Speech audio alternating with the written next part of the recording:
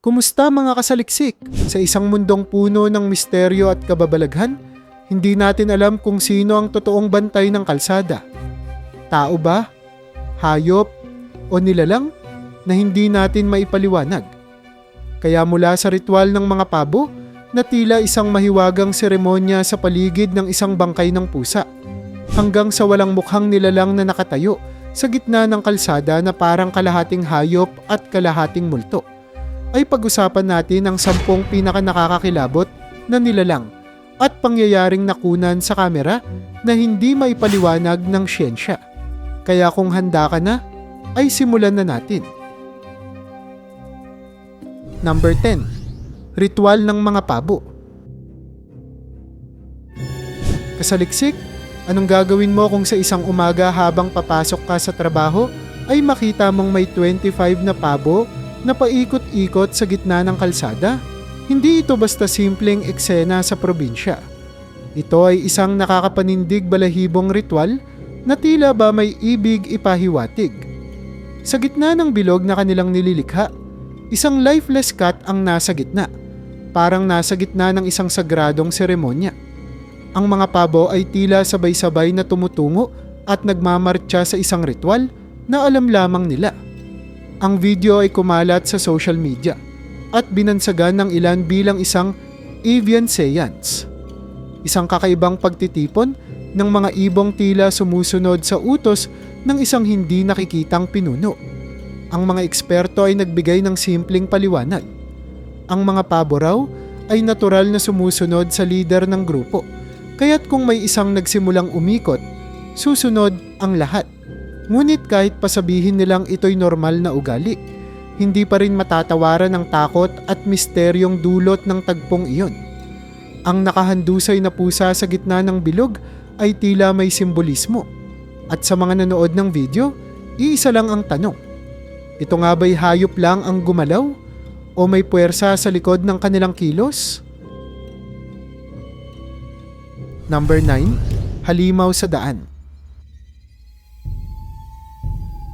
Habang tahimik na naglalakad pa uwi ang isang babae sa kahabaan ng daan, bigla siyang napahinto. Sa gilid ng kalsada, nakatayo ang isang nilalang. Hindi tao, hindi aso, pero may canine face na nakakatakot. Sa unang tingin, akala niya ay aso lang. Pero habang siya ay papalapit, napansin niyang may mali. Ang kilos nito ay hindi pangkaraniwan. At ang tingin nito sa kanya ay may halong panlilin lang. Tila may utak na gumagana sa likod ng mga mata nitong hindi tumititig kundi nagmamatsyag. Mabuti na lang at mabilis ang kanyang kutob.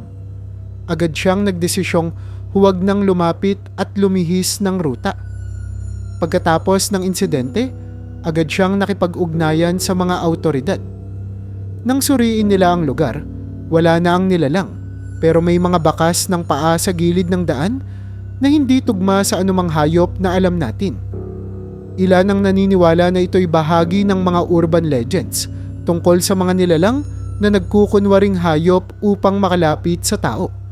Isa lang ang sigurado, ang babaeng iyon ay nakaligtas sa isang bagay na hindi dapat makita sa daan. Number 8. Multong aso. Bumalik. Hindi lahat ng kwento tungkol sa mga asong namatay ay nagtatapos sa lungkot. Minsan, nagsisimula pa lang ang kababalaghan. Isang pamilya ang nawalan ng kanilang alagang aso. At habang pinapanood nila ang lumang footage mula sa kanilang security camera, napahinto ang lahat sa ilalim ng bus kung saan madalas tumambay ang alaga nilang si Max. Lumitaw ang isang malabong anino. Transparent, halos hindi makita, pero may hugis ng isang aso. Ayon sa pamilya, iyon ang eksaktong lugar kung saan si Max ay laging naghihintay kapag sila'y umaalis. Hindi ito CGI o camera glitch. May mga emosyon sa eksenang iyon. Tila ba ang asong minahal nila ay bumalik upang magpaalam o magsabing, andito pa rin ako. Marami ang kinilabutan pero mas marami ang naiyak. Isang spiritual connection sa pagitan ng tao at alaga na kahit kamatayan ay hindi kayang putulin. Sa dami ng kwento ng multo, Bihira ang ganitong klaseng pakiramdam. Hindi takot, kundi lungkot at pagmamahal. Number 7. Mahiwagang mangangabayo. Mga kasaliksik, sa Fredericksburg, matagal nang umiikot ang alamat ng isang ghostly rider mula pa noong Civil War. Ngunit noong 2025, isang homeowner ang hindi inaasahang nakakuha ng ebidensya ng kwento nilang dati tinatawanan lang. Sa CCTV footage, isang puting usok ang dahan-dahang lumitaw. Sa una, parang alikabok lang. Pero nang mag-zoom in ang camera, nakita ang hugis, isang kabayo, may sakay, at pareho silang parang kaluluwa. Ang rider ay tila sundalong hindi pa rin matahimik, patuloy na naglalakbay sa mundong ibabaw. Ang mga mata ng kabayo ay malamlam at tila ramdam ng lahat ang bigat ng kanyang misyon. Ang kwento ay mabilis na kumalat online at ang mga matatandang naninirahan doon ay napaiyak dahil ang alamat ay tila nagpakita na sa modernong panahon. Minsan, ang kasaysayan ay hindi lang pala iniintindi. Minsan, bumabalik ito. Sakay ng kabayo, sa anyo ng isang multo. Number 6. Babaeng multo sa kalsada. Noong November 7, 2024, isang ordinaryong gabi sa Mexico ang nauwi sa hindi malilimutang kababalaghan. Sa security footage, makikitang nakatayo ang mga aso sa gilid ng kalsada. Tahimik, ngunit ang kanilang mga mata ay nakatutok sa kawalan. Ilang sandali pa, isang aninong gumagalaw sa di kalayuan ang lumitaw. Hindi ito basta aninong gumagalaw. Ang lakad nito'y kakaiba, hindi gaya ng tao. Tila ito'y umaangka sa hangin habang dumadaan. May ilan na nagsabi, siya si La Llorona, ang maalamat na multo ng babaeng umiiyak sa gabi. Ang iba naman ay naniniwalang ito ang Lady in White, espiritong nagmumulto dulot ng nakaraang trahedya. Ano man ang totoo, isang bagay lang ang malinaw. Hindi na muling tumapak ang mga tao sa kalsadang iyon matapos ang gabing iyon. Ang katahimikan ng gabi ay napalitan ng takot at ang mga aso, gaya ng dati, ang unang nakaramdam ng presensya ng di nakikita. Number 5. Multong nagpakain ng aso. 0309 Yo 346. Siguro'y maraming beses mo nang nakita ang mga ghost videos sa online, kasaliksik, pero ang kuhang ito ay ibang-iba. Isang CCTV ang nakakuha ng 2 aso na kumakain sa sahig. Normal lang, di ba? Pero nang i-replay at pagmasdan ng mabuti ang footage, lumitaw ang hindi inaasahan. Isang itim na aninong tao ang nakatayo sa tabi nila. Hindi lang basta nakatayo, pinapakain sila. Hindi sila takot. Walang pagkataranta. Kalma lang ang mga aso na parabang pamilyar sila sa presensya ng espiritu. Ito ang uri ng multo na hindi nanggugulo. Sa halip, tila isa siyang mahinahon at mapagkalingang kaluluwa. Ang video ay naging viral at pinagtatalunan.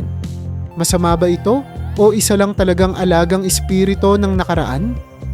Isa itong paalala na baka hindi lahat ng multo ay dapat katakutan. Minsan, sila pa nga ang nagpapakita ng habag at pag-aaruga, gaya ng isang taong hindi matahimik sa kabilang buhay. Number 4. Kabayong multo lumusot. Kadalasang sa gubat o sementeryo lumilitaw ang mga nakakakilabot na nilalang. Pero sa pagkakataong ito, isang tahimik na baryo ang ginulat ng isang kakaibang pangyayari. Sa isang CCTV video, isang baka ang makikitang nakatingin sa kawalan. Hindi gumagalaw, hindi kumikibo. Maya-maya, isang kabayong multo ang unti-unting lumitaw at dumaan mismo sa katawan ng baka.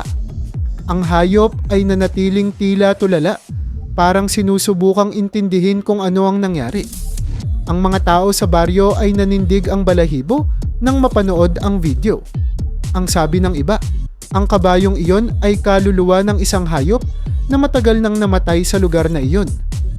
May ilan namang naniniwala na isa itong guardian spirit ng mga hayop. Ano man ang paliwanag, isang bagay lang ang malinaw. Ang kamera at ang baka ay parehong naging saksi sa isang pangyayaring hindi kayang ipaliwanag ng siyensya. Number 3. Ibon ng masamang palad.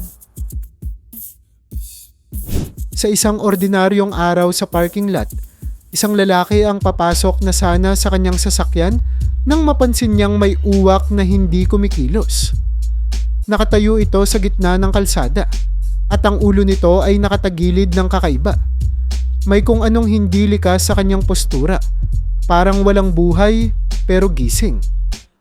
Habang pinag-uusapan ito online, may mga nagsasabing baka may parasite ito. Ang iba naman ay naniniwalang isa itong masamang palad na tanda, isang zombified bird na nagdadala ng kamalasan.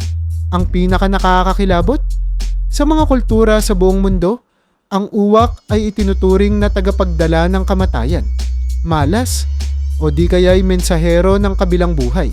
Mula noon, ang lalaking iyon at lahat ng nakakita sa video ay hindi na muling tumingin sa mga uwak ng pareho.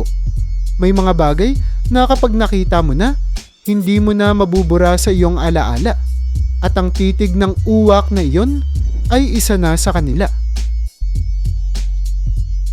Number 2. Lihim na puwersa tumulak.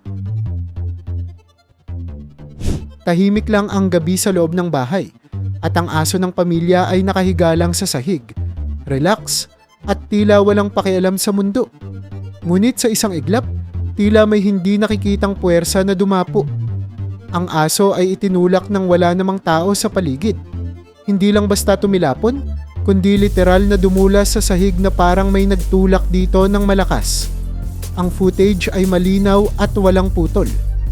Makikita ang gulat sa mukha ng aso, na agad tumingin sa paligid na para bang nagtatanong, ano yon? Ang mga nakapanood ng video ay hati ang opinyon. May naniniwalang multo yon, pero ang ilan ay nagsasabing mas malala pa. Isang uri ng interdimensional being na hindi natin nauunawaan. Ano man yon, isang bagay ang sigurado, wala na silang kapayapaan sa bahay na iyon. Kahit ang pinaka-inosenteng gabi ay pwedeng biglang mabalot ng takot kung may puwersang hindi mo nakikita pero ramdam na ramdam mo. Number 1. Walang mukhang nilalang. Sa tuktok ng ating countdown ay isang eksenang parang hinango mula sa pinakamasamang bangungot. Isang lalaki ang dumungaw sa bintana ng kanyang bahay at ang kanyang mga mata ay napako sa kalsada. Doon, sa gitna ng daan ay may 4 na paa, isang nilalang na mukhang aso. Pero hindi ito gumagalaw, parang statwa, pero buhay. Ang pinaka nakakakilabot, wala itong muka, isang blankong espasyo na para bang nasa gitna ng pagbabagong anyo. Ang lalaking kumuha ng footage ay naniniwalang ito'y isang shapeshifter na hindi pa natatapos ang pagbabalik anyo. Ang iba ay nagsabing isa itong nilalang mula sa ibang dimensyon. Isang uri ng nilalang na naipit sa pagitan ng anyo ng tao at hayop. Isa lang ang tiyak, walang sino man ang gustong makasama ito sa dilim. Ang mga tulad nito ay hindi lang basta multo o halimaw. Sila'y paalala na may mga nilalang sa paligid natin na hindi dapat makita at lalo nang hindi dapat gambalain.